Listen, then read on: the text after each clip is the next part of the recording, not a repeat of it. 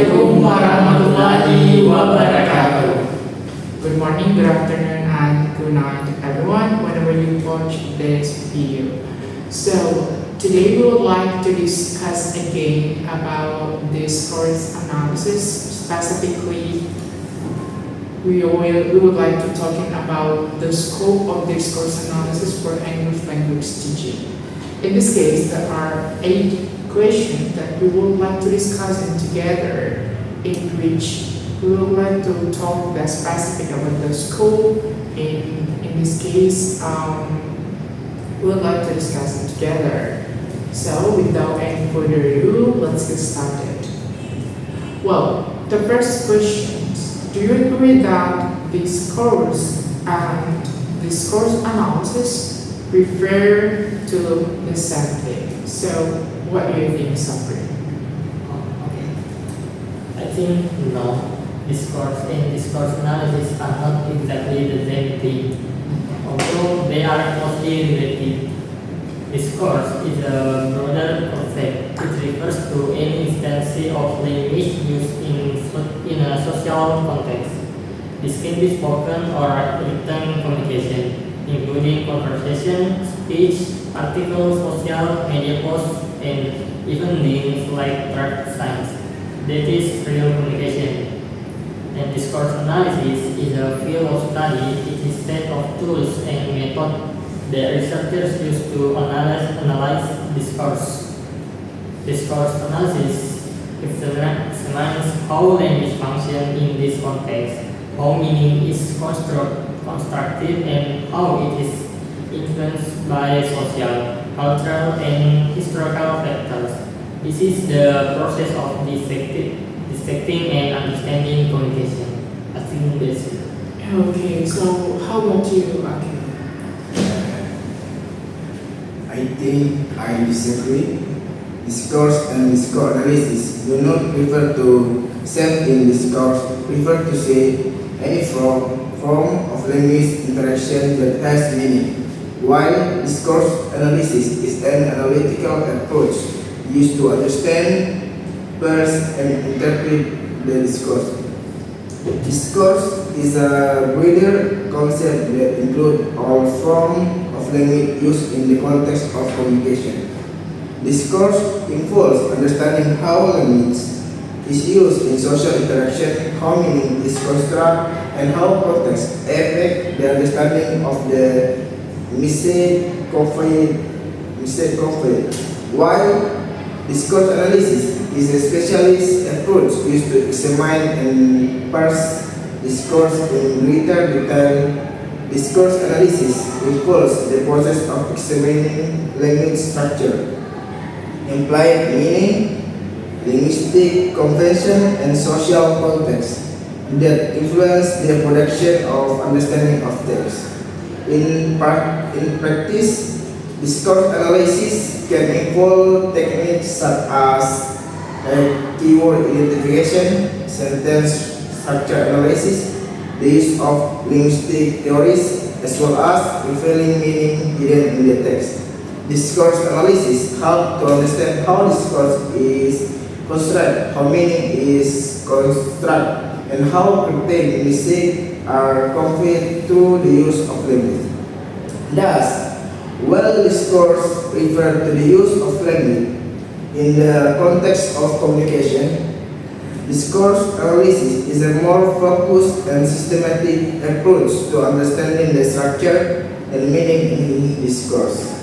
And that's all from my answer. How about you? Okay, thank you for something actually. For me myself, I found that I don't agree with that, because discourse and discourse analysis are 2 different concepts. First, when we are talking about discourse, it refers to the use of language through spoken and written to communicate each other. So we learn about how to use the language in communication. And it can be understood in 3 concepts. The first one is linguistic process, and the second one is linguistic product, and the third one is linguistic quality. If it consists of those 3 linguistic parts, which is linguistic process, product, and quality, it can be known as a discourse. And the second, talking about discourse analysis, it refers to analyzing the language used. So in discourse, we talk about how we use the language, and in discourse analysis, it refers to analyzing how we analyze the language to use in the form of spoken and written based on the form and also the function that need to be identified. So in analyzing the use of language, we specifically found two important things, which is language form and language function. Furthermore, there are four concepts related to discourse analysis if we are talking about it. The first one is linguistic analysis, and then linguistic process, then linguistic product, and also linguistic quality. So those two things are different in their concept. That's all my answer for briefly. Okay, the next question. Do you agree that the main task of discourse analysis is to describe error found in the use of spoken and written discourse? How about your answer, Aqil? Okay, I think no, I disagree that the main task of discourse analysis is to simply describe the error found in spoken and written discourse use. In general, discourse analysis is more than just identifying error in discourse usage. Now I will explain the reason that support this view. The first is deep understanding discourse analysis aims to provide a deeper understanding of the structure, context, and meaning contained in a discourse. The second, research and understanding. Discourse analysis is also used in a research context to explore the relationship between power, ideology, and identity contained in discourse. The third is application of theory and method.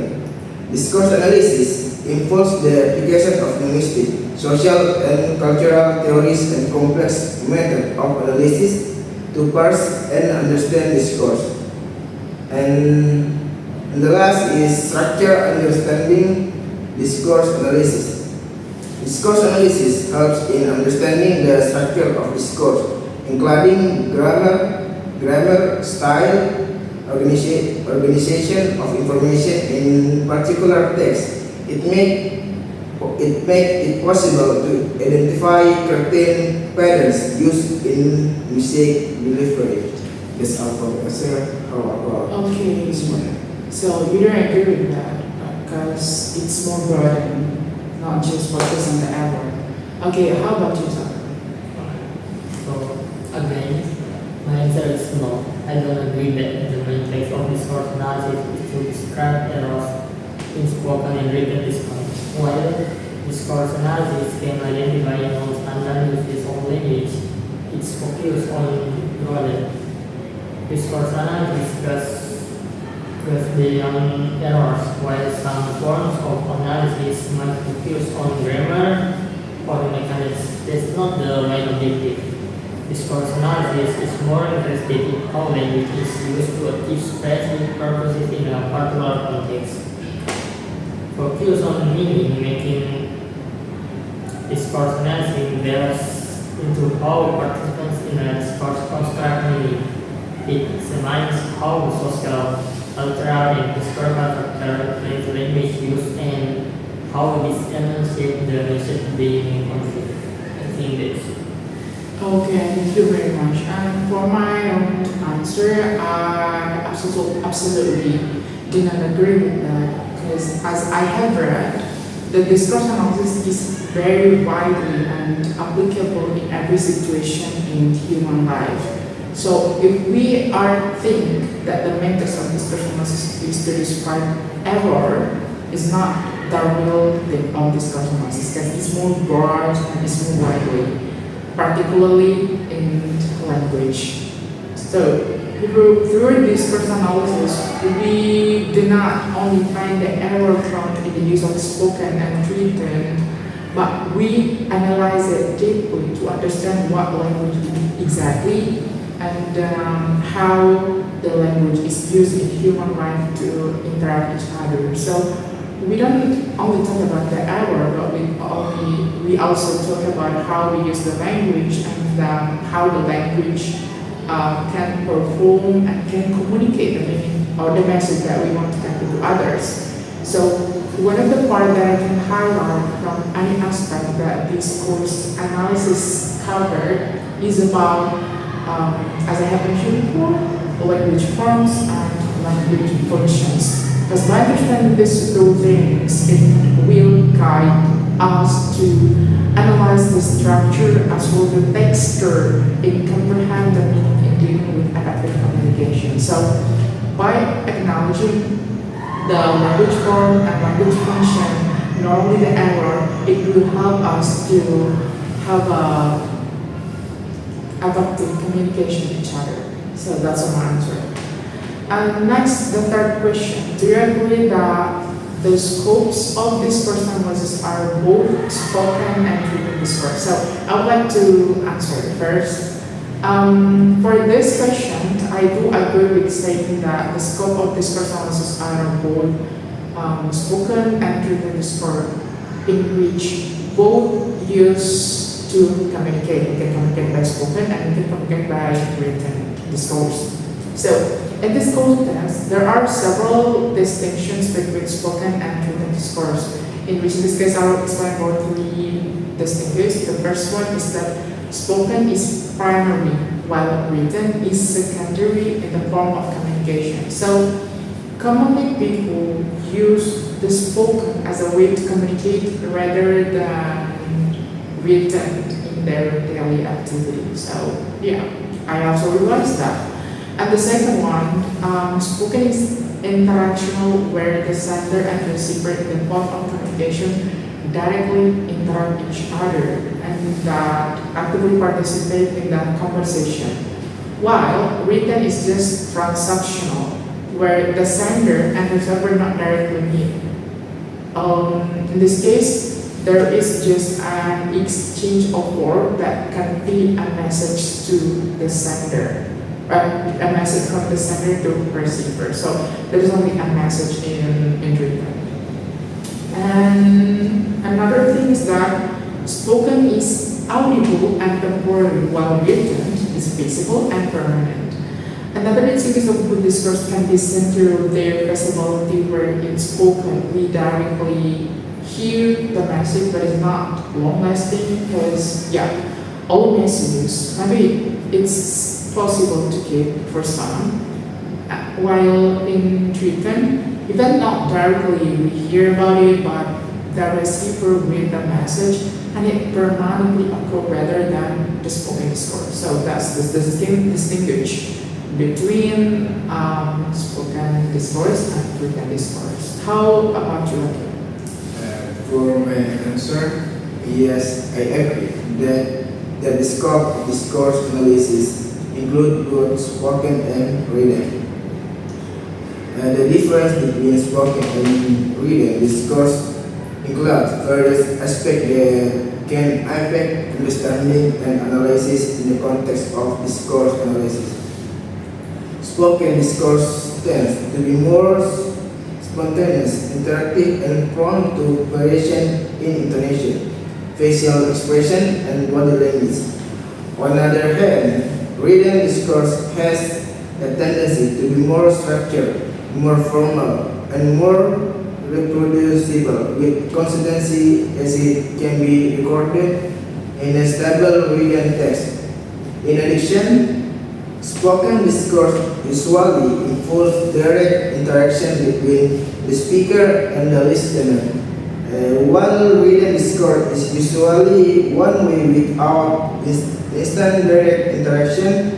With this different in mind, analysis of these two types of discourse within the framework of discourse analysis can provide a comprehensive insight into how language is used, understood, and played a role in the context of oral and written communication.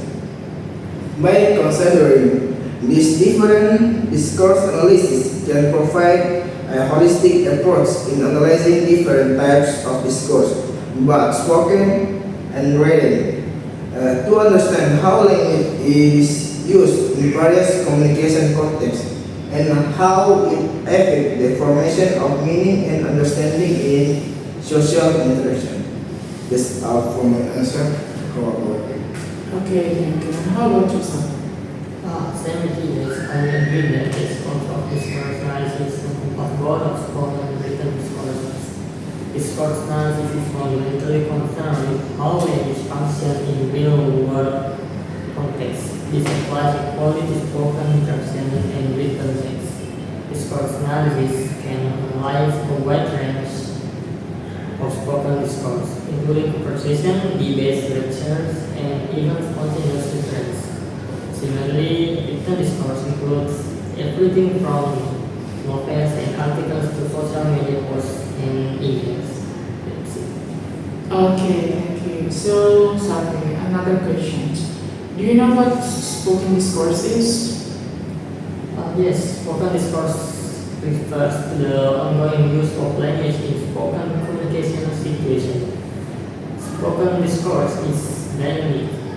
Unlike written text, it unfolds in real time, with participants reacting and building upon each other's contribution. It's a back and forth exchange. Spoken discourse incorporates more than just verbal communication. Non-verbal cues like gesture, facial expression, and tone of voice play a crucial role in shaping meaning. That's my answer. Okay, thank you. And for me myself, spoken discourse can be understood as way to communicate language using speech sounds through conventional system sound. What is conventional system sound? If you are talking about conventional system sound, it's regarding something that acceptable and understandable. Those two things that are very considerable in the spoken discourse, because if we want to communicate each other more effectively, we have to understand it well, we have to accept it, and we have in which this kind of things occur in the form of communication. The actual representation of spoken discourse is speaking. So, if you want to learn about speaking, we will learn about the spoken discourse also, where speaking has become one of the fundamental parts of human life to convey meaning in the form of communication. By speaking, human can communicate each other, and speaking has a fundamental tools in which also has a spoken discourse here, has the same thing as speaking, in which speaking is the actual representation of spoken discourse. And that's my answer. How about you?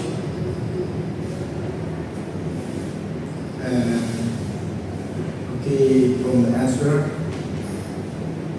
oral discourse refers to a form of communication that is carried out orally or verbally, whether in the form of conversation, speechless, presentation, discussion, lectures, and so on. Oral discourse is the representation of the oral use of language in communication situation that involve direct interaction between speaker and listener. In oral discourse, information is conveyed through spoken word, voice intonation, facial expression, body language, and other verbal and non-verbal elements. The definition of oral discourse include the use of spoken language as a means to communicate and express two ideas, emotion, information, or message to a direct audience. Oral discourse is often spontaneous, interactive, and dynamic because the speaker can respond directly to the situation and response from the listener. This makes oral discourse a communication medium that is rich in nuance, emotion, and situational context that can affect the understanding and interpretation of the message conveyed. In linguistic analysis, spoken discourse is important object of study to understand how language is used in the context of spoken communication, including sentence structure, vocabulary use, language style, communication strategies, and the role of social context in the formation of meaning and interaction between speaker and listener. Analysis of spoken discourse can provide deep insight into how language is used in real communication situation and how it affects the process of communication and understanding between individuals. That's all for my answer. How about this one? Okay, thank you very much. I've answered before. And next question is that to Safri. Do you agree that interactional speaking is one of the discourse analysis scopes in spoken discourse? Yeah, I agree. Interactional speaking is one of the core scopes within the analysis of spoken discourse. Interactional speaking highlights the dynamic nature of spoken discourse. Speakers don't just deliver independent message. They build often what's been said previously right to each other contribution and work collaboratively to construct meaning. Okay, and how about you? Yes, for my answer, I agree. Interactional speaking is one of the important aspects of oral discourse analysis, which include the study of how language is used in social interaction between speaker and listener.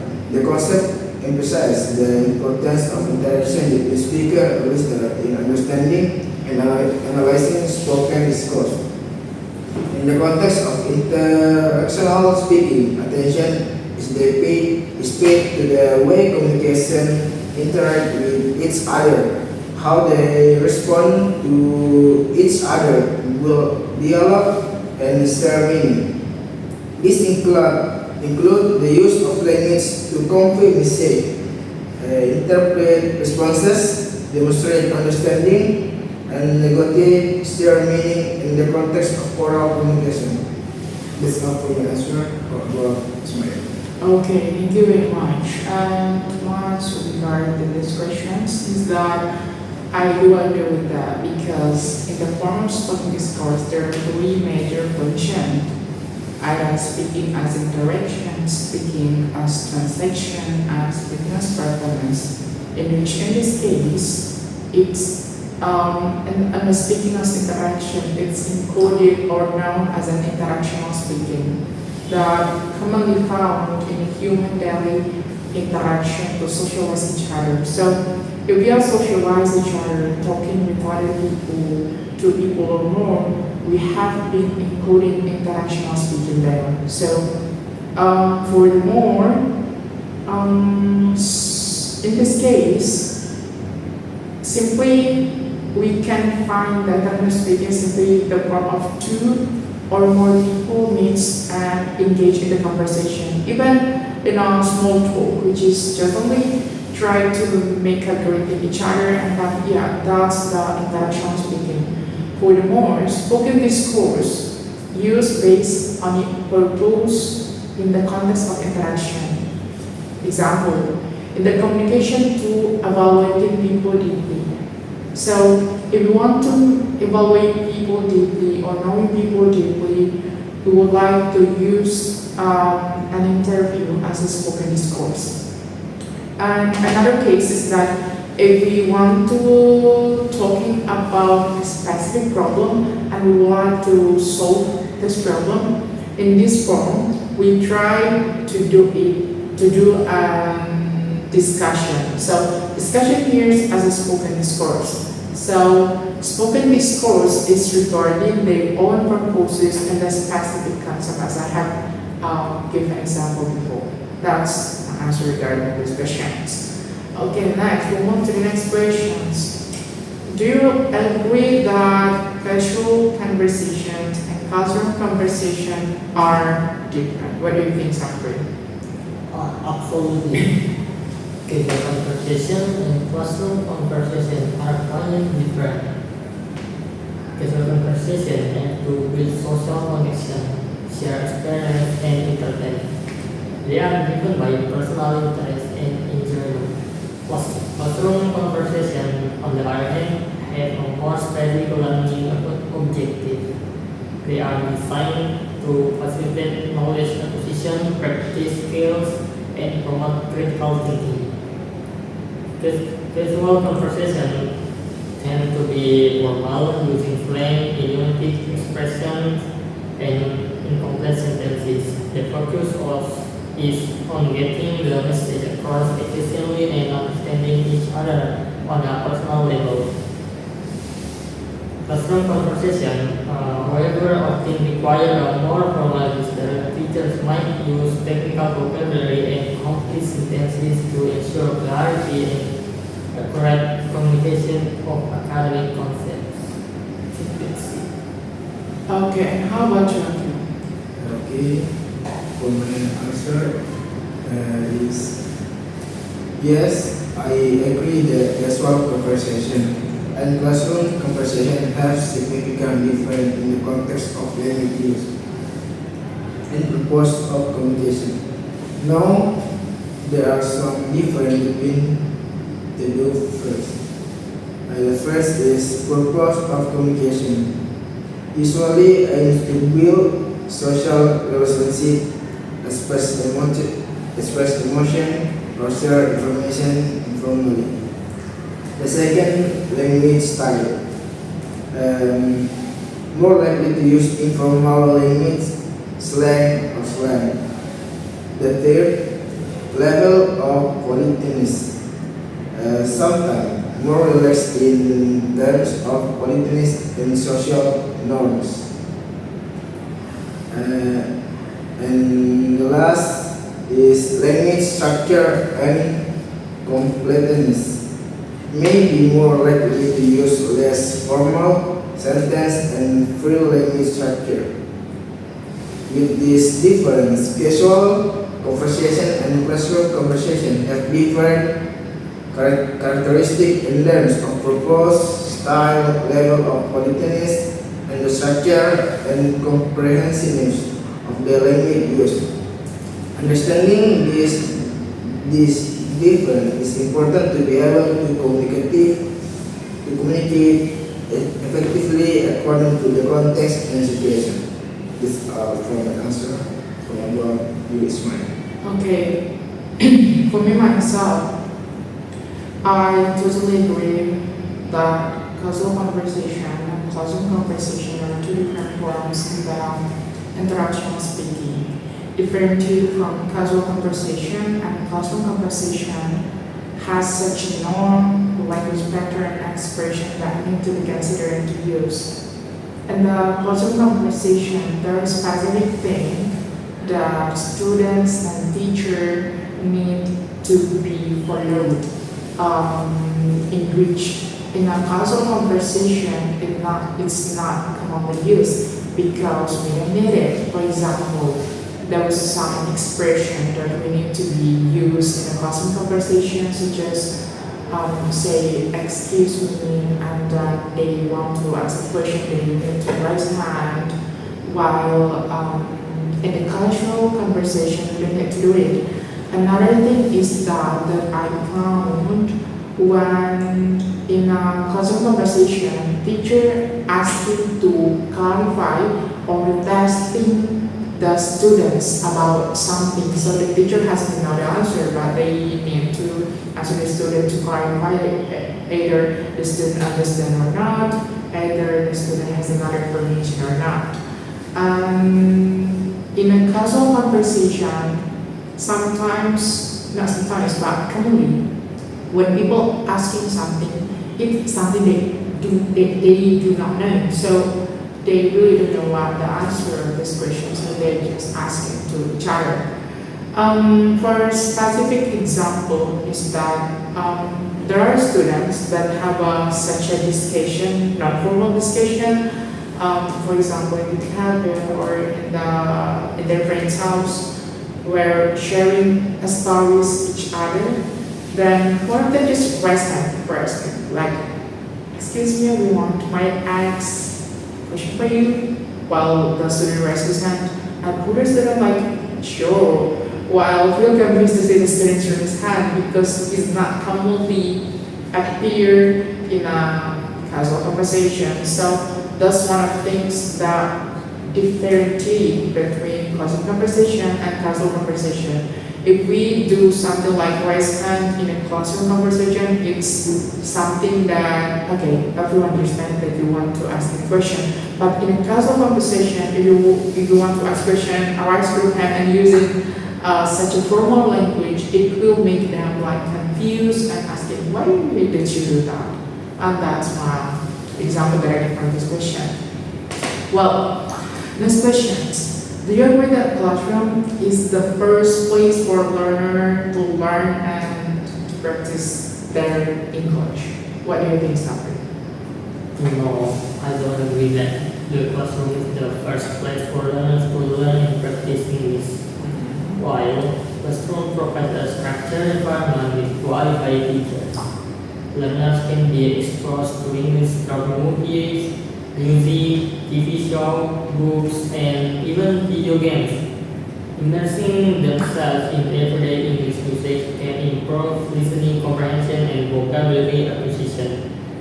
The classroom can be a great starting point for structured learning and guided practice, but it's not the only option. Many learners can be benefit from a combination of classroom learning and exposure to English outside the classroom. That's it. Okay, thank you very much. And what about you, Aqil? For my answer, I agree that the classroom is the first place for students to learn and practice English by using a special style that suits the needs of language learning. Now about the explanation of the first specialist style in English learning is focus on formal learning in the classroom. Students have the opportunity to learn the formal aspect of English such as grammar, vocabulary, and sentence structure with the guidance of trainer teachers. And second, active practice. The classroom provides opportunities for students to practice speaking, listening, reading, and writing in English actively. And the third is teacher correction and guidance. In class, teacher can provide direct correction of student language error and provide individuals guidance to improve non-language skill. And the last is development of independence in learning. Through the class, students are to develop independence in learning English, such as finding additional learning resources, managing time, and setting learning goals. This independence helps students to continue learning English outside of class and become effective learner. That's all for my answer. How about you, Ismail? Okay, thank you. So guys, we have two different perspectives here. But in this case, same with Aqil, I do agree with that because as a learner who learn English as a foreign language, classroom become the first as well as the primary place for learner to learn and practice English with their peers and teacher in the form of classroom discourse or class conversation. Because as an Indonesian, we learn English not as a first language, but as a foreign language, not second language also, because we have our local language, so we say that as a foreign language. That's why I do agree with that. And in the form of this classroom, the teacher will try to engage the student by teach them about English, specific about some vocabulary, and anything regarding the English. Even sometimes from your explanation, I understand that we can learn English outside of the classroom. But in this case, we have to highlight how the role of the English in our life. In this case, the role of English as a foreign language. So, if we are talking about self-study English, it's regarding their own self. They have their motivation to learn by themselves. Oh, it's okay. It's very good. In this case, why I agree, because we have to generalize all the students don't have same motivation to learn by themselves by watching movie, listen to music, reading a book regarding English because they feel that English is hard. So the first time they'll learn English is at the classroom. Learn the some answer. Okay. Coming back to another question. This is also the last question for today's discussion. Do you agree that conducting discourse analysis for classroom conversation is important? What do you think, Safri? Yeah, I agree. By analyzing classroom conversation, teachers can gain valuable insight into how students are using language, what concepts they grasp well, and whether they might be facing difficulties. This information can be used to adjust teaching methods, address knowledge gaps, and ensure lessons are tailored to student needs. Analyzing classroom conversation allows students to reflect on their own communication and the communication of others. They can learn to identify different perspectives, evaluate arguments, and express themselves more clearly and persuasively. That's it. Okay, thank you. Back to my end. I do agree with that. As a state from McCharty, 1991, there are three main purposes of the classroom conversation. The first one, students know the characteristic of structures, function, and everything to make it different from casual conversation. So when we conduct a discourse analysis in classroom conversation, it will build a special thing that we would never found in a casual conversation. For example, if we want to ask a question, the first thing that we need to do is that raise hand, and the expression that commonly we use is that, excuse me, may I have a question, can I ask a question? Those things is something that functions, regarding functions, and also regarding structure, because we have to analyze what word, what sentences that we need to use if we want to ask any questions or even asking about permissions in the classroom. And then this kind of thing not occur in a casual conversation. So that's why the discourse analysis for classroom conversation is important. The second one, students able to use the language appropriately in the form of classroom conversation when they want to involve in the classroom settings. So, in classroom discussion, differently with the casual conversation, in the classroom conversation, if we are discuss each other, we have to, the first thing is that listen to other people who talk in the class. And then if you have a question, asking in the last after the people can give their opinion. But from the in other side, in the classroom conversation, sometimes if the people's just speaking, then we want to cut the word. What? Yes, cut the word. We can just cut it up. Well, we don't need to try to use such a specific function. So that's make a difference in the classroom conversation and also in the classroom conversation. So in this case, in the classroom conversation, the students will know how to use the language well, how to form, how to function the language in the class. And the last one, teacher and student understand what happened in the classroom, then evaluate it at the end.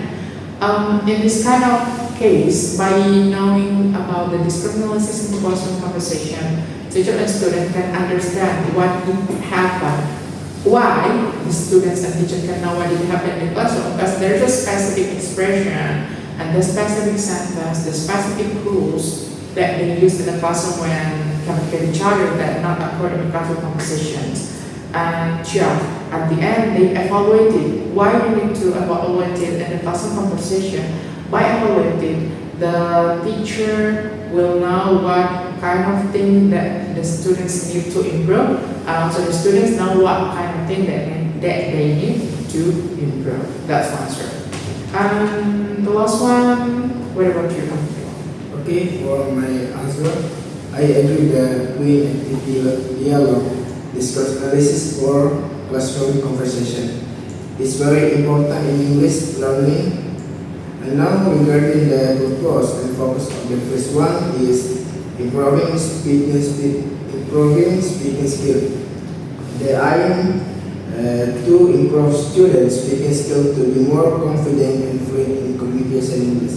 And the focus train students to think quickly and responsively in dialogue and teach correct pronunciation and intonation practice through direct interaction in conversation. And the second one, practicing grammar and sentence structure. The aim teach students to practice grammar and sentence structure in relevant context in order to express ideas more effectively. And the focus provide students with opportunities to practice using correct grammar and constructing appropriate sentence in conversation, thus improving their overall communication skill. And the last is improving the ability to express ideas. And the aim is encourage students to convey ideas and opinions clearly and effectively in conversation, and thereby improving their communication skill. And the focus encourage students to express ideas in a structured and persuasive manner and provide opportunities to practice conveying ideas in a way that is easily understood by the interlocutor in conversational context. That's all for my answer. Okay, thank you very much for your answer, and also become the last answer regarding the 8 questions. And thank you very much, guys, for this small discussions together.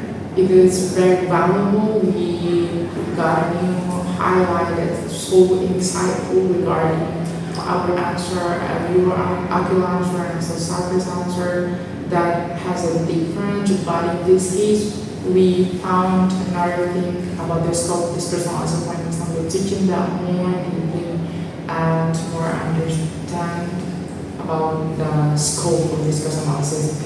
And thank you very much. That's all from us. Assalamualaikum warahmatullahi wabarakatuh.